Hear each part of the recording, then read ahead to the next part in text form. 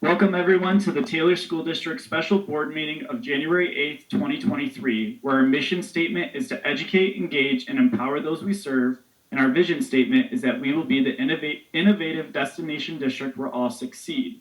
This meeting is called to order at 6 p.m. Ms. Schufelt. Here. Mr. Wright is here. Ms. Block is absent. Mr. Heath. Here.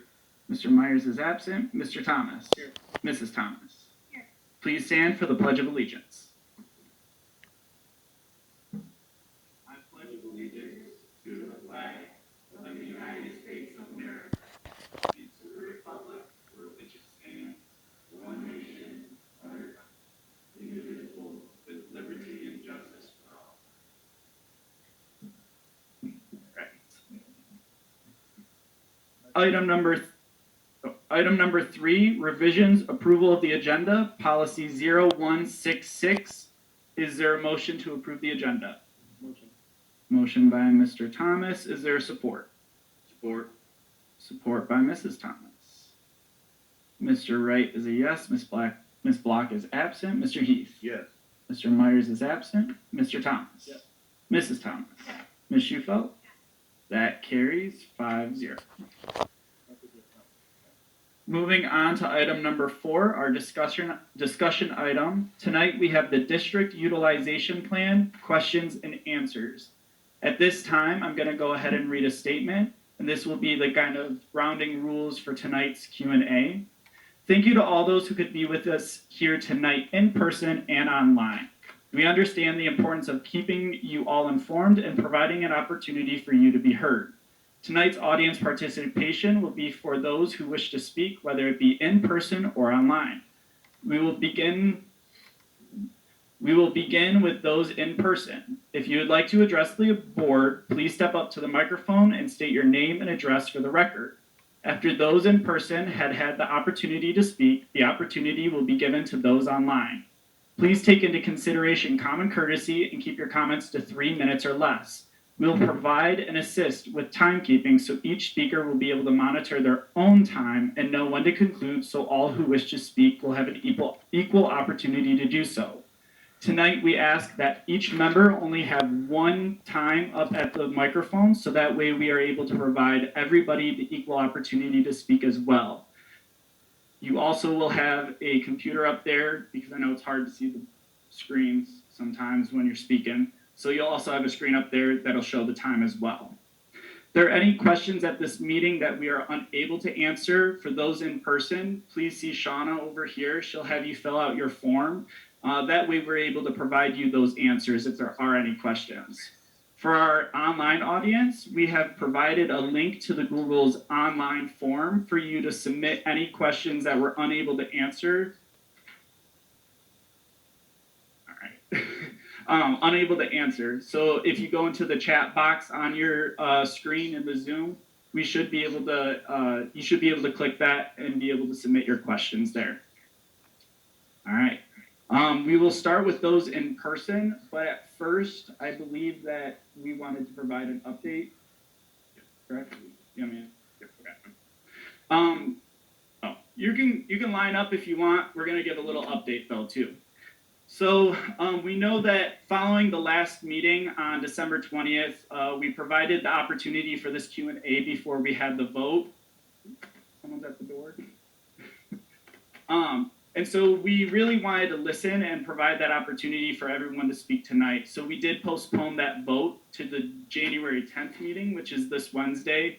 And from there, we've actually provided a lot of opportunity for the community members to ask any questions they have through the Google form. We've been going through those and thoroughly answering them, as many as we can.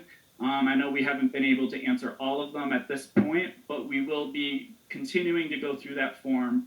A lot of the feedback that we have heard is centered around a lot of fear around the preschool. We know that a lot of that staff in that building, they're scared because there is a timeline with the licensing, there is requirements that have to be in the building, such as bathrooms, the air conditioning, the classroom size, carpeting for certain programs, the POHI accessibility, the playground. There's a lot of different factors that go into the actual preschool program that a lot of people don't understand or know about.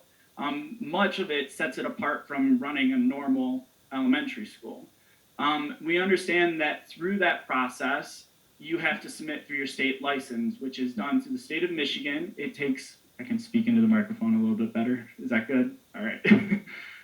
We know that the website says that that could take up to 6 months to get a licensing for your facility. We know that there's a lot of factors that go into that, including having a fire inspection, having the state come through and do a walkthrough. We know that those factors all play a key role in ensuring that the licensing is done.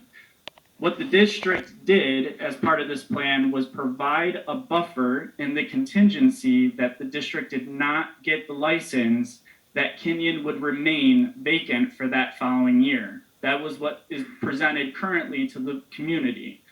The purpose of leaving Kenyon vacant for that year, yes, we are going to be doing renovations, but it was also in the case that if we needed to, we would keep the Kenyon building there for an additional year, keep the Johnson program where they're at for an additional year, and move both programs in the following year, so in year 2. That way, if needed, we would be able to upgrade the Eureka Heights building to meet the needs of our preschool program.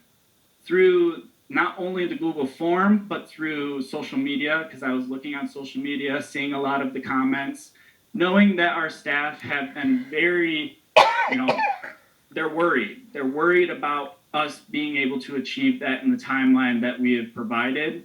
We went ahead and we're going to be amending the utilization plan to keep Johnson as the early childhood center for an additional year, keeping Kenyon where it is at for an additional year, and then in the year 2 of that plan, moving both schools into their new homes. During the first year, we will convert the Eureka Heights building into that early childhood center for them to be able to be moved into that building and to ensure that the licensing is there. So the changes, I just want to reiterate, the changes that we are proposing to make to the plan are that the early childhood center would move into Eureka Heights starting the 25-26 school year. That would be the start of the new early childhood center at Eureka Heights. Kenyon Elementary would remain at Kenyon for 1 additional year, so for the 24-25, and they would move to their new building, which is the current Johnson building, for the 25-26 school year. So I just want to add to that as well, like one of the things as we've discussed and we've been figuring out is that basically the needs for what Eureka Heights would need for preschool programming would be more extensive in what we have to do than what Kenyon would need for turning to a middle school program. And so we're taking that into account and making that adjustment. So we just wanted to provide that update before we began this meeting. We will open the floor and have the Q&A.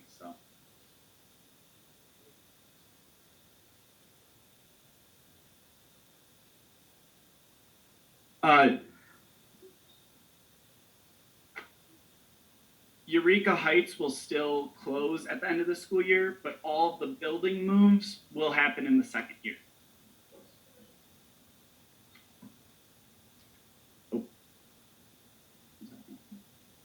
So we're actually working with John Ross right now to identify specifically what those needs are. I know that there was a meeting that was just had regarding the print shop and being able to adequately move it to this location, as well as adding that garage door so that way the equipment's able to get in and out.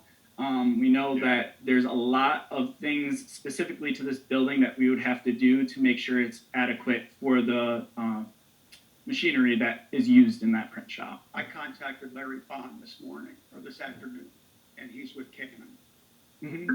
He said, our guys shouldn't move that stuff in the print area. Because it'd have to be taken apart and moved individually. All right.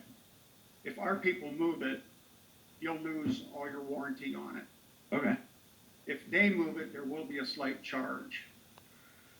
I'm inviting all the board members to go over and see the PRC and what's over there. There's only one ex-board member that's been over there. I've seen you, sir, over there. I came and said hi. Yeah. But you didn't see the whole operation, I don't think. No, I haven't seen you run the I machine. invite you all to come over there and see what is there. Absolutely. Before you make your decision. I appreciate it. Absolutely. Thank you. Thank you, sir.